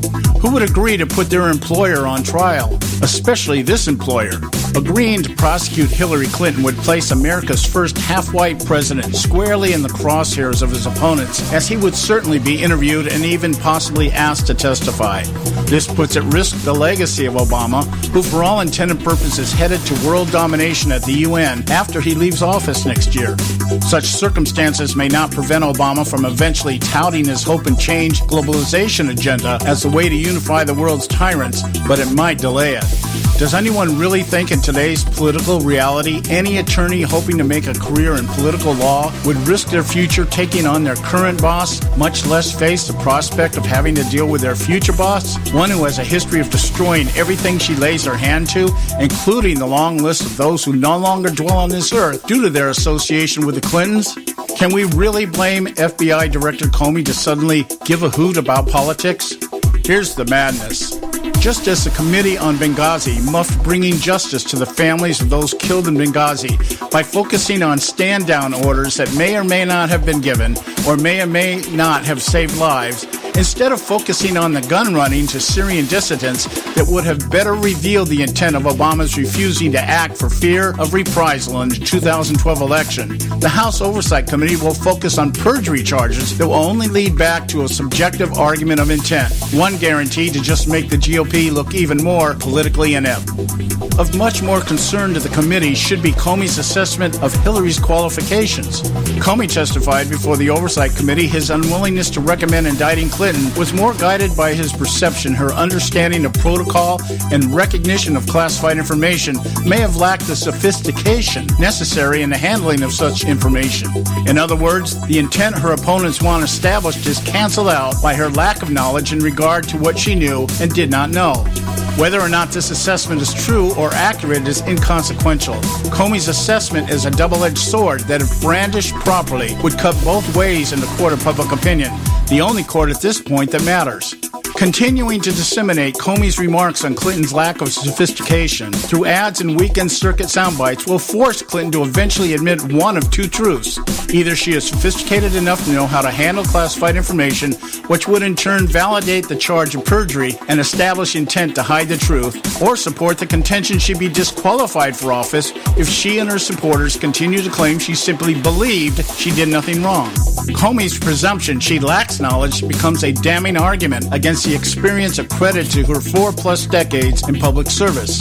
In his speech the last lecture, given at Carnegie Mellon University in 2008 and later expounded upon in his book by the same name, computer science professor Randy Pausch stated, "Experience is what you get when you don't get what you want." If Pausch's contention is true, then perhaps Hillary Clinton is indeed the most qualified person ever to run for political office. No one has done less longer than anyone else and has nothing to show for it. Hillary Clinton's tenure in politics can be best defined as doing the same thing over and over many times rather than producing results over many years of effort. In other words, Hillary Clinton actually has 1 year of experience 40+ times rather than 40+ years in public service. Her sophistication, or lack of it, is the most compelling choice before voters today. But alas, at this juncture, the most important question Clinton puts before the electorate is, at this point, what difference does it make?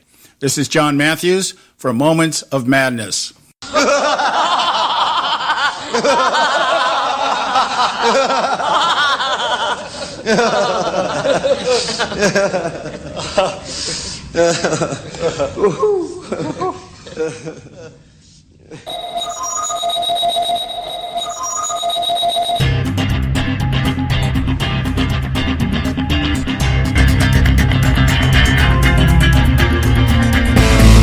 All right, folks, we're back, and you are listening to the Conservative Syndicate, Real Conservative Talk.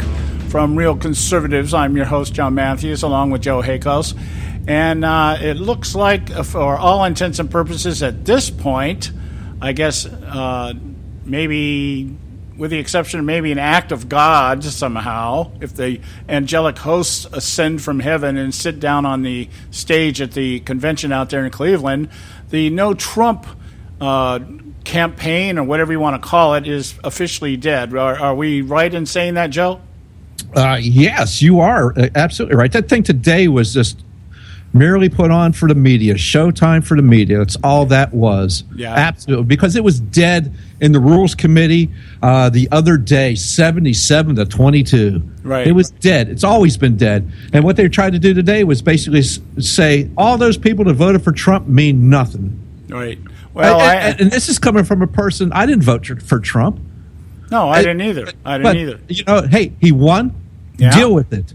Yeah, that's the big thing is that, you know, you guys were all hot to trot with this pledge and everything else at the very beginning because you thought, you know, you're gonna, Trump is gonna create some static. He's gonna upset the balance a little bit. So yeah, let's put something out there. Let's try to draw Trump and let's try to entrap him by getting him to sign a pledge. And everybody signed that pledge. Yes. Okay, and. Especially with the candidates, I think with the exception of Chris Christie and Ted Cruz, none of those other candidates that signed that pledge have honored that pledge. Yeah, you know, and it's just like, oh, they're not playing by the rules. They're not playing. I beg to differ because what they wanted these people to do is they were bound by the results of an election in their states, right? Which they were supposed to follow, and they were like saying, no, we can't have you do that. And, you know, just ignore that rule and deal with us. And we've got so many things. It's like, no.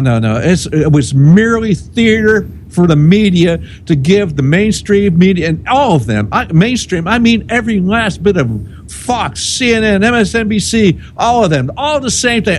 I'm sorry, C-SPAN, the same thing. Give them something to talk about. Oh, this unity within the Republican Party. Look, the media wants the Democrats to be elected from now until eternity. Yeah, just understand that fact. Yeah, and you got to understand something here. The media looks as stupid as they really are. And they are as stupid as they really look. Let me put it that way, okay? and what is happening here is this is what you call fill. This is stuff that you just put out there when you don't really know how to respond to something. You've got to revert to some type of template, and the template is speculation. And then speculation becomes insinuation. And in insinuation, if they're able to get away with that, it becomes spin, and then spin becomes fact. And so this whole process that we've watched the media sit around for the better part of a year, a little over a year now, talking about the inevitable implosion of Donald Trump. Yep. And here we are today, sitting at the convention, knowing that, nope, that ain't going to happen.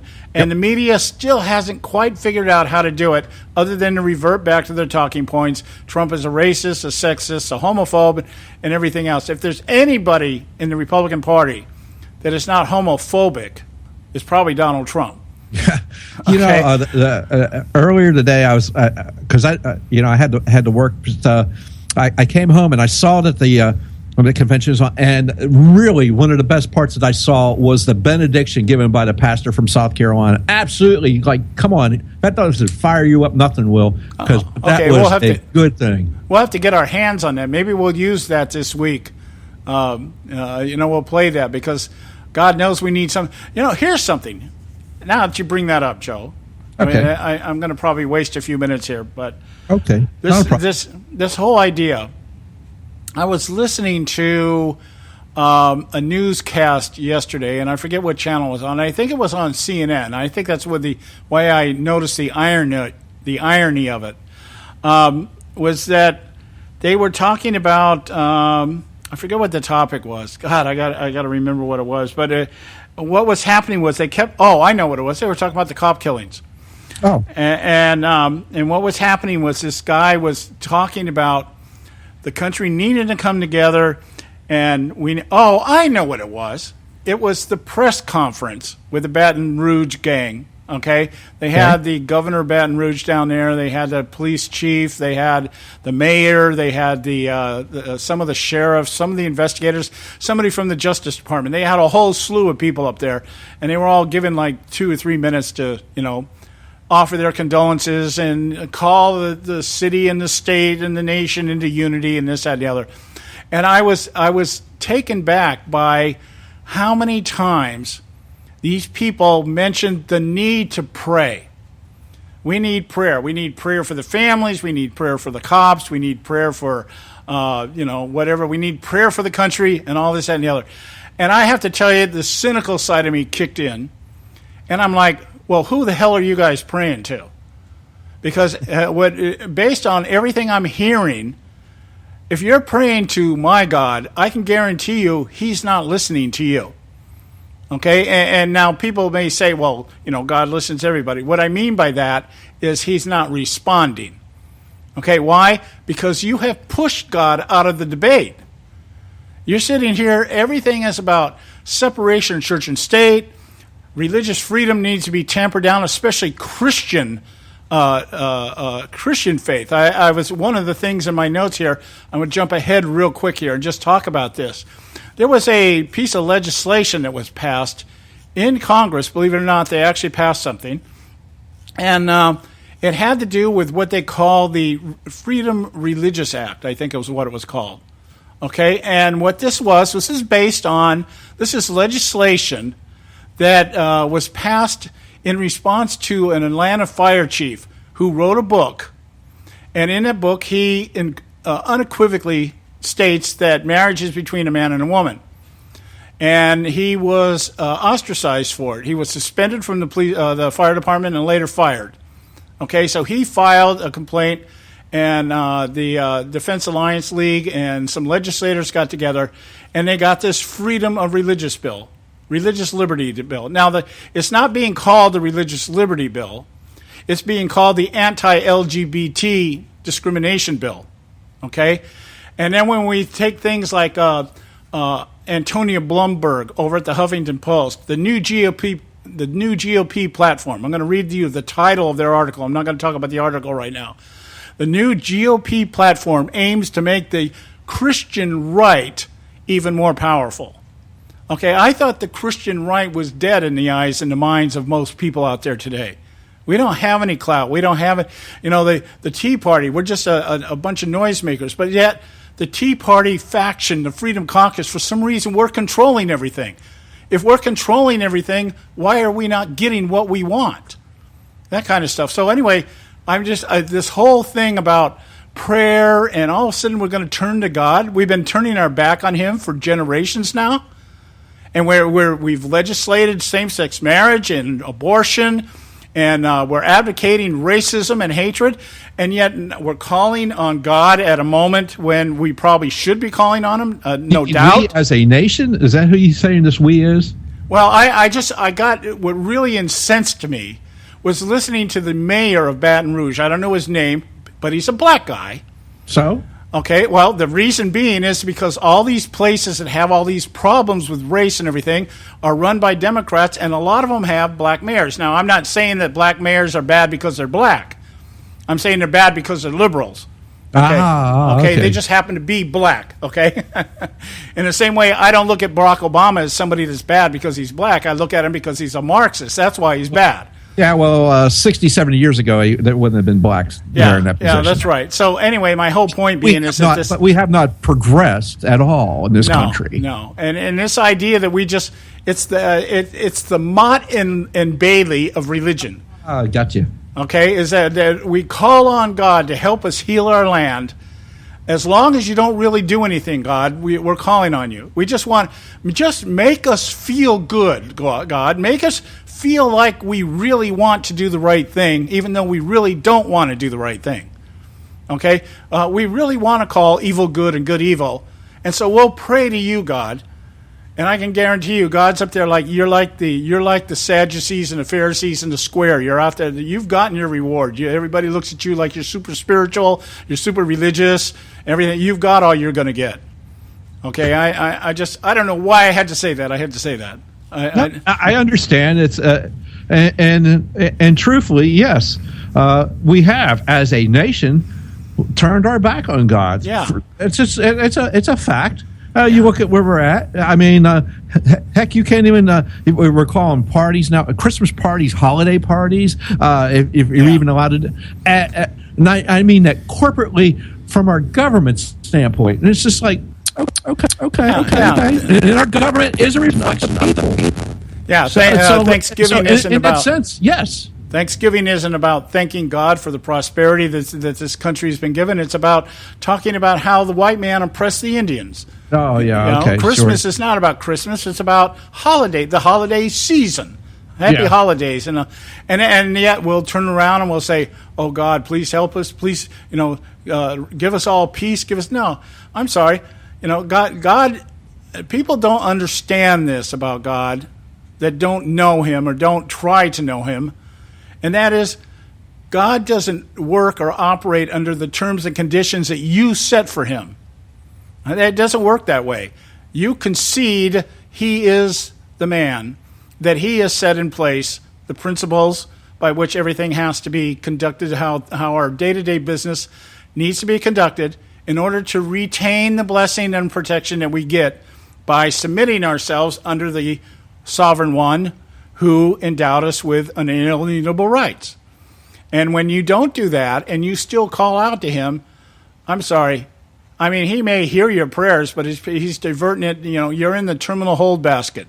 It's not going to happen until such time as you turn from your ways. Yes, you have to prove yourself once and again that, hey, you truly have repented. So let's hope that we can, as a nation, do that. So we got to go to a break here. When we come back, I'm going to get into these talking points here. Stay with us right here at the Conservative Syndicate. Don't go away. Red State Talk Radio, WRS Cleveland. Hey, I'll make you a deal. Give me 60 seconds and I'll give you directions to the Fountain of Youth. Okay, I'm joking. Well, kind of joking. No fountains, but youth, I got Nature's Youth and their premier anti-aging product, Nature's Youth RSF. With your sensible diet and exercise plan, Nature's Youth RSF can help you look and feel better. RSF is an all-natural amino acid supplement that supports your body to naturally increase HGH levels without any synthetic hormones. And elevated HGH levels can contribute to increased energy, improved libido, reduced body fat, and improved exercise capacity. Let's be honest. Who doesn't want to look and feel younger? Visit the newly designed website at naturesyouth.com or call 800-333-6923. That's 800-333-6923 and like them on Facebook and you'll be included in contests and exclusive offers. What a deal. Oh, speaking of deals, my time's about up. 800-333-6923 or naturesyouth.com. Who needs a fountain anyway? Call today. Extend your life with Extendovite. When I had a heart attack at 42, I was not sure what the future held. But a year later, the doctors could find nothing wrong with me and took me off all my medication. What did I do? I took a herbal mixture of garlic, cayenne, and a few other herbs mixed in liquid form. I now call this Extendovite. I would have never believed that a few simple herbs could actually change my life like they did. Now it's your turn to see what the powers of garlic and cayenne can do for you. For only $69.95 plus shipping and handling for a 2-month supply of either capsules or liquid, you too can begin on your path to better health. For more information, call 1-877-928-8822. That's 1-877-928-8822. Or visit our website at heartdrop.com. Extend your life with Extendovite. I've owned my company for 14 years now, and I can tell you that payroll is a 4-letter word.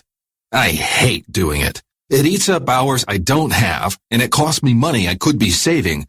But my accountant's too expensive, and I'm not sure who to call, but I know I need help. We're Paychex, and we take all the hassles out of small business payroll. We save you time and money. It's easy. Call, fax, or give us your payroll information securely online, and we take care of the rest. We calculate the correct taxes, manage payments and direct deposits. We even send out your checks. Payroll doesn't need to be a 4-letter word anymore. We're so sure that we can save you time and money that we'll give you a month's payroll free. Just for calling 877-663-3830. Get 1 month's payroll for free. Call Paychex right now. 877-663-3830. That's 877-663-3830. Hey, I don't back anybody unless I believe in them. And I do believe in the value of investing in gold and silver. And the company I trust to buy my gold and silver from is Swiss America. I've been working with them for nearly a decade. I trust them, and you can too. Swiss America will help you sort through and find the best options available when you're considering investing in gold and silver coins. Listen, for over 30 years, Swiss America has been offering Americans what they want in their investments: safety, liquidity, quality, reliability, and a potential profit. Gold and silver have a place in every investor's portfolio. So, why not let Swiss America help you diversify your investment portfolio now? Call now for free information. 800-978-3907, 800-978-3907, 800-978-3907, 800-978-3907. Hey, Bugsy, you hear the news about Vinny? Yeah, it's a real shame. He owed money to the IRS and they finally cut up with him. Just like Al Capone. If the IRS can get the Capone, imagine what they can do to little old Vinny, huh? Poor cat, he was on top of the world. Then bada boom, bada bing. What Vinny needs now is an offer he can't refuse. Hey, you got a tax problem? Does the IRS claim you owe them a bunch of dough? They can get you too. So call the tax relief line now and learn if you qualify to negotiate your $10,000 plus IRS tax debt for up to a 75% savings. Don't be like Al or Vinny and get busted. Make this free call now. Learn how you may be able to pay the IRS less. Call now. 866-657-8474. 866-657-8474. 866-657-8474. 866-657-8474.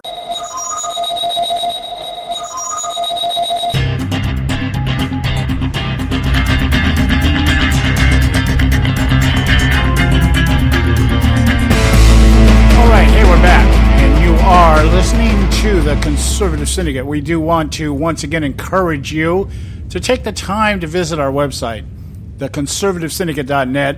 You can find this show, any of our archives, anything you want to know about the show, what we do, why we do it, who we are, theconservativesyndicate.net. All right, I want to kick into gear here, a discussion here, and this will probably take up the rest of the day. We may not get to the platforms and stuff till tomorrow, but that's okay, because I do understand that, you know, we are limited by time, but I like the conversations to go where they take us. So I don't like cutting things too short if we can, you know, get every little bit of information and education out of them that we can. And sometimes it takes a little while. So well, maybe we can be a bit inspirational as well, John. Yeah, you know, and so, you know, we're not like these other shows. Like I like to use the phrase, we don't offer 5-minute commentary and 30-second sound bites. Okay, we're trying to get to the depth of the issues here and do it in a somewhat intellectual way, although I kind of balk at using the word intellectual, considering what it's considered, you know, what people consider intellectual these days. But yes, how they've, for lack of a better phrase, bastardized it. Yeah. But I was kind of taken back by, and this is hard for me to do. It's hard for me to be taken back by something Barack Obama says, because one, most of it's so rehearsed that we can recite it, some of us, in our sleep, which makes for some really unpleasant nights. But his remarks on the Baton Rouge shooting of the police officers over the weekend, I found particularly weird. Just weird, just beyond surreal. We're in the weird category now. And he's talking. I'm going to read you a quote here, and I'm going to refer back to the remarks he made at the town hall for ABC last week in Dallas, because I really want to try to emphasize something here in terms of something we've talked about here, the Mott and Bailey. Yes. Okay, and this stuff is so. That's why I keep bringing it up. It's because you really need to understand, if you really want to know what's going on, if you're one of these people that listens to the news or watch the news and you listen to these sound bites and you try to follow what's going on and you go, I have no clue, nothing seems to match what they're saying, there's a reason. There is the method to their madness. It's not, their actions are not supposed to match the words. That's you got to understand that. If you can get that into your thinking process, it becomes really easy to decipher and discern what's actually being said when they speak. Okay, and the Republicans are just now trying to catch up with it. They just haven't done it so far because they've always thought that we were all stupid enough just to follow them. Well, the Democrats are constantly programming their base and constantly reiterating it and repackaging it because liberals get bored really fast. They have a sitcom mentality. If you can't give them an answer in 30 minutes or less, or if you can't solve their problems with a 3-minute music video, you're not going to hold their attention. So you got to constantly be throwing it back at them in a different way. All right, now, here's the quote from Obama when he's talking about the Baton Rouge shootings, okay? He says, "We have our divisions, and they are not new. Around-the-clock news cycles and social media sometimes amplifies these divisions. And I know we're about to enter a couple weeks of conventions where our political rhetoric tends to be more overheated than usual. And that is why it is so important that everyone, regardless of race or political party or profession, regardless of what organization you are a part of, everyone right now focus on words and actions that can unite this country rather than divide it further. We don't need inflammatory rhetoric. We don't need careless accusations thrown around to score political points or to advance an agenda. We need to temper our words and open our hearts, all of us." Now, and I might say, except him. Okay, there's the mott. We need to put all of our divisions and all our opinions and everything aside, and we need to focus on becoming more unified as a nation and as a people. It sounds good, doesn't it? But what he really means is I need you to be more like me and think like me. Otherwise, we're going to continue down this path that I've been doing the last 8 years. Yeah, I see it just a little bit different than that, Joe. Very similar, but very different. I see what he's saying is I need to be the spokesperson for what's wrong in this country, and you all need to shut up. Well, okay. Yeah, pretty much. I can see that. It's like I said, think like me. Otherwise, yeah. I'm the one out there at all these memorials. I'm the one in the town halls. I'm the one that has to interrupt my trips over to Europe and NATO and the UN and everywhere else to address these situations. And I'm the only one that really should be responding to it because I'm the only one that's not politicizing it. Okay, that's what he's saying. That's what he's saying. Yeah. Okay, I'm the only one that has the calm, and I'm the only one that's centered. I'm the adult in the room. You're hurting me. Stop that. Okay, but these words especially, we don't need inflammatory rhetoric. We don't need careless accusations thrown around to score political points or advance an agenda. Now, having said that, let me go to an article that I pulled up last week when Obama did his town hall for ABC. All right, and it's 8 powerful quotes from President Obama's ABC town hall. Okay, he was asked by Lieutenant Governor Dan Patrick on this very subject. He asked Obama, he said, "Can you consider being careful when there is an incident of not being too quick to condemn the police without due process and until the facts are known?" President Obama made it clear that he has always been supportive of law enforcement. "I have been unequivocal in condemning any rhetoric directed at police officers, so I think, Lieutenant Governor, you'd be hard-pressed to find any message that did not include a very strong support for law enforcement. By the way, I'll be happy to send it to you in case you missed it." Now, listen to the words here. You'd be hard-pressed to find any message that did not include a very strong support for law enforcement. The word that you want to zero in on here is include. Okay? What I mean, the Mott and Bailey. Yep. Okay? Yeah, he'll talk about the need to honor and to respect, and we gotta thank our police officers because every day they're putting their lives on the line. After you castigated them for doing something that was systemically wrong. Right. Now, in the same conference, in the same town hall, the meeting before the town hall, where he pulled together all these leaders, including two of the Black Lives Matters leaders, which he held a separate meeting with for almost 4 hours. He writes, the U.S. must improve probes of police use of force. Okay? And in that article, what he says is, basically, he comes right back and he says, we need to come up with some kind of system that the public feels comfortable with when dealing with these actions taken by police officers, that there is actually going to be some kind of investigation and that justice will be served. Yeah, right? So he's implying that justice won't be served without his help. Yeah, or without some kind of general, what he's talking about here, we've talked about this before. Yes, I know what you're talking about.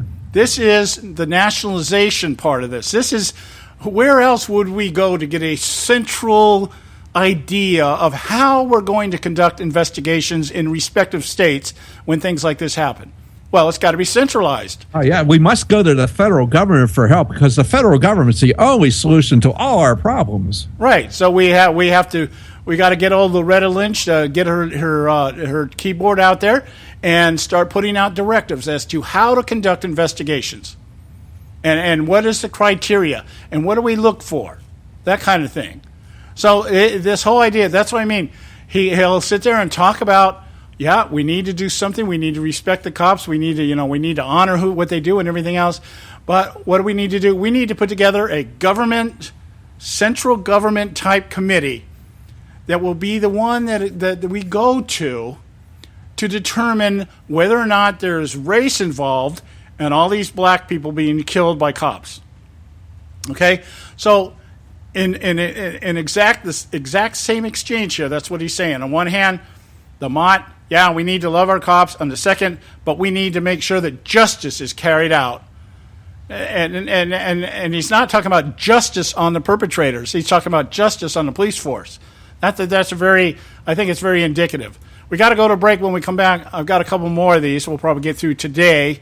Right? Stay with us right here at the Conservative Syndicate. Don't go away.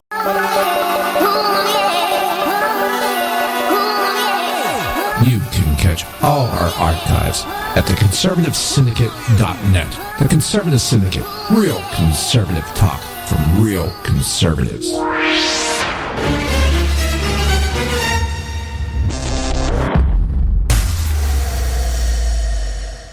Hey folks, if you're like me, you don't place a whole lot of trust in today's media for the real truth and facts regarding the volatile world of finance and politics. When I want the real scoop on money, I go to the most trusted source I know, my good friend and colleague, Bob Cardoso. Bob is a noted expert with a PhD in international finance who airs his nationally known, globally syndicated show, Robert Cardoso Live Daily, Monday through Friday, 3 to 5 p.m. Pacific Time.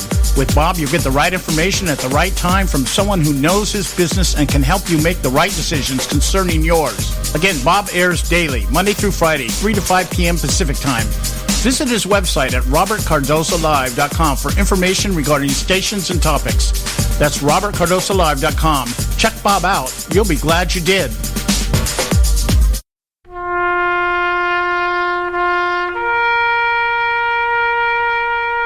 Read something recently worth thinking about. It's the soldier, not the campus organizer, who's given us freedom to demonstrate. It's the soldier, not the reporter, who's given us freedom of the press.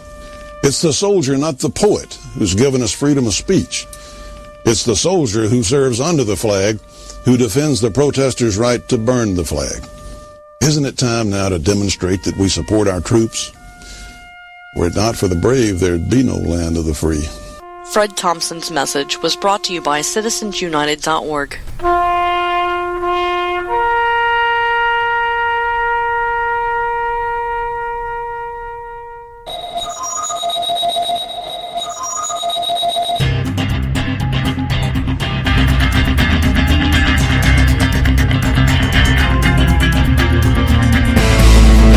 Hey, we're back, and you are listening to the Conservative Syndicate, real conservative talk from real conservatives. I'm your host, John Matthews, along with Joe Hakos, and I'm talking about, I'm covering this article that came out of Good Morning America, Gordon Phelps, okay, And he's writing 8 powerful quotes from President Obama's ABC town hall that took place last week.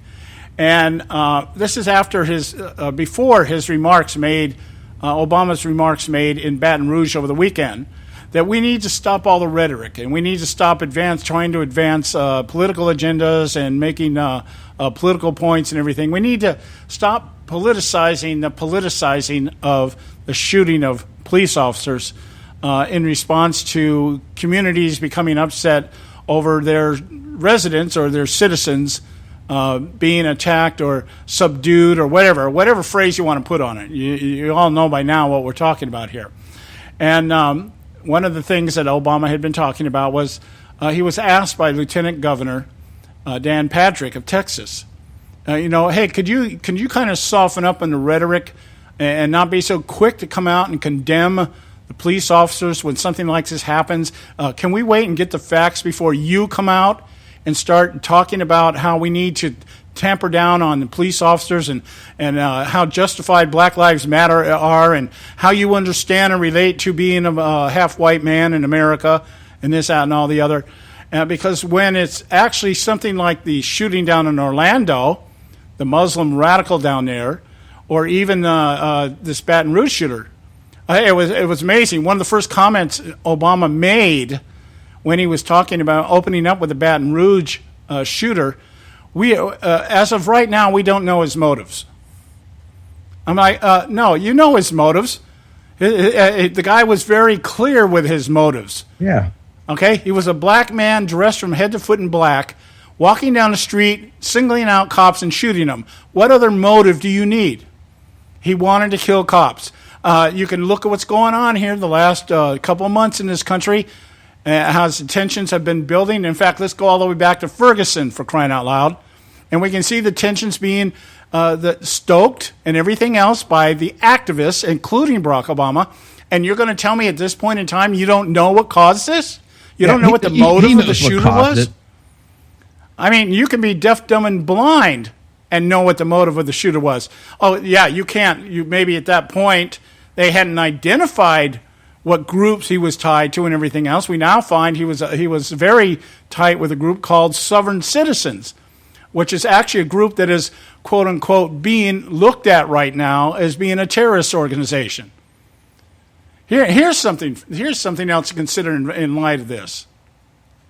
There was a group that asked that Black Lives Matter be put on the terrorist list, domestic terrorist listing, because of the fact that the definition of what terrorism is, it's using fear to advance a political agenda.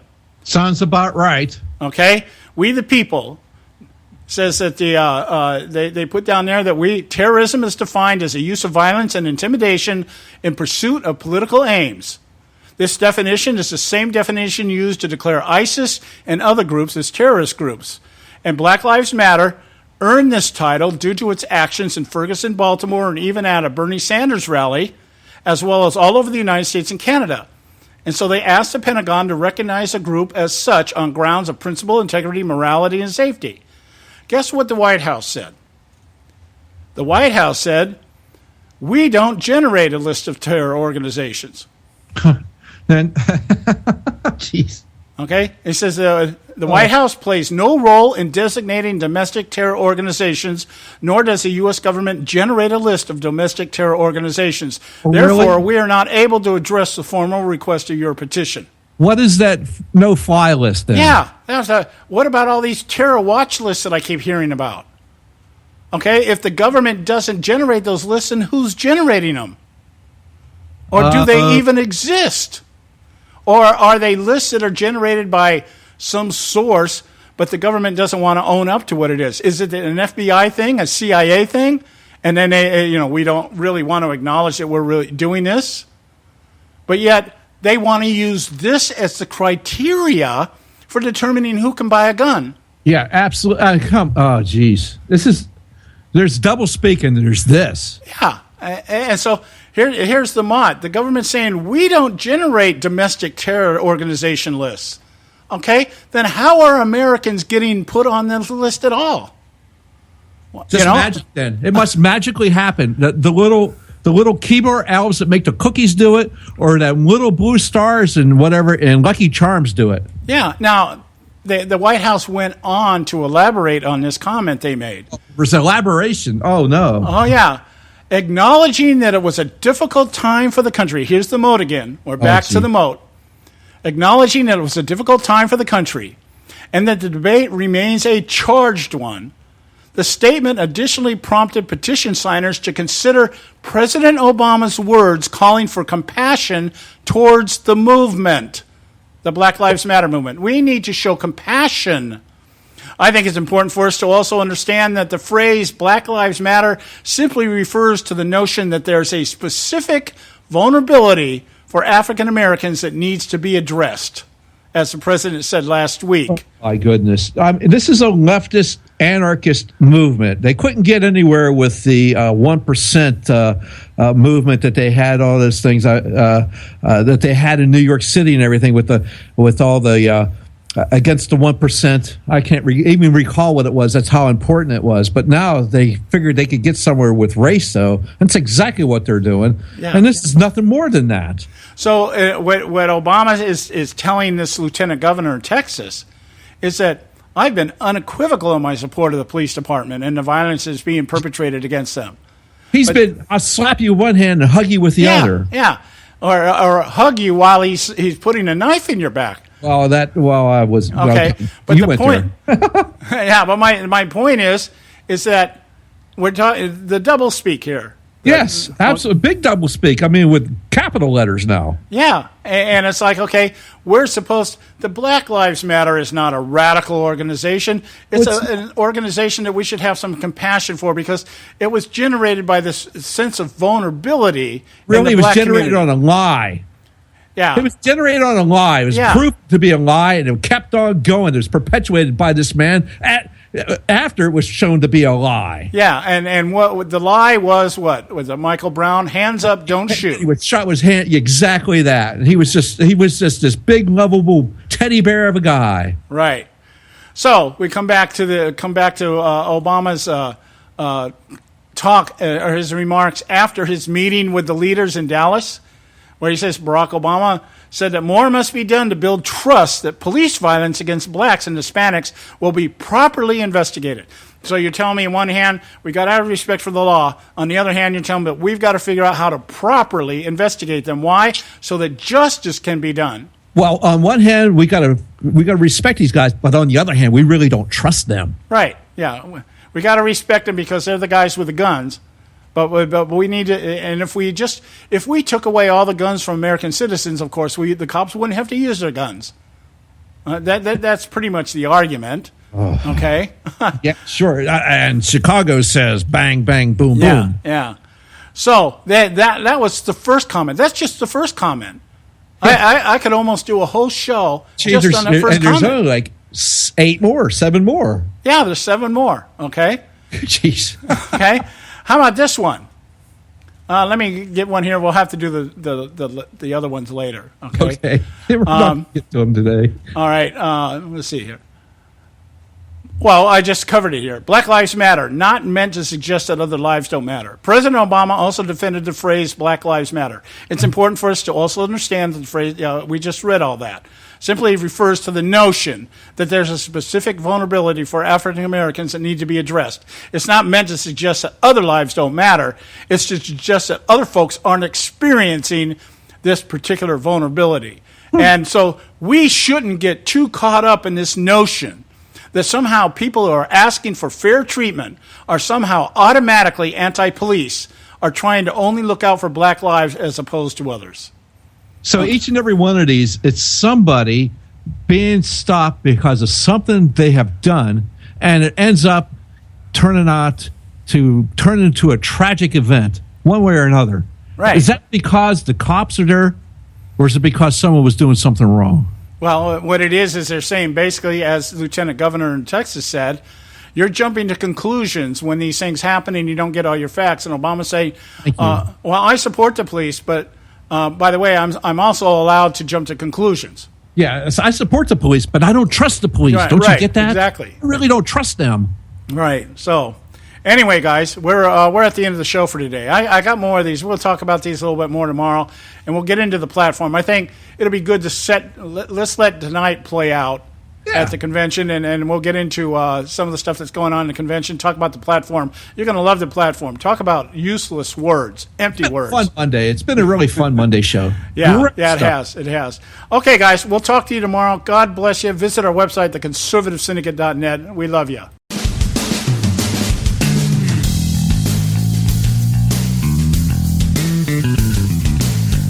Thanks for tuning in to this edition of the Conservative Syndicate, the nationally acclaimed, globally syndicated, politically incorrect talk show that seeks to tear down the imaginary wall of separation between church and state.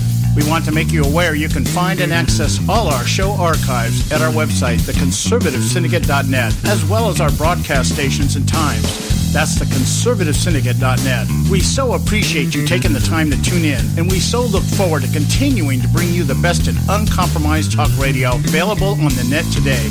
And remember, folks, it doesn't matter how many times you get knocked down in life. It only matters how many times you get up. I'm John Matthews, along with Joe Hako, signing off until next time right here at the Conservative Syndicate. God bless you, and may God continue to bless America.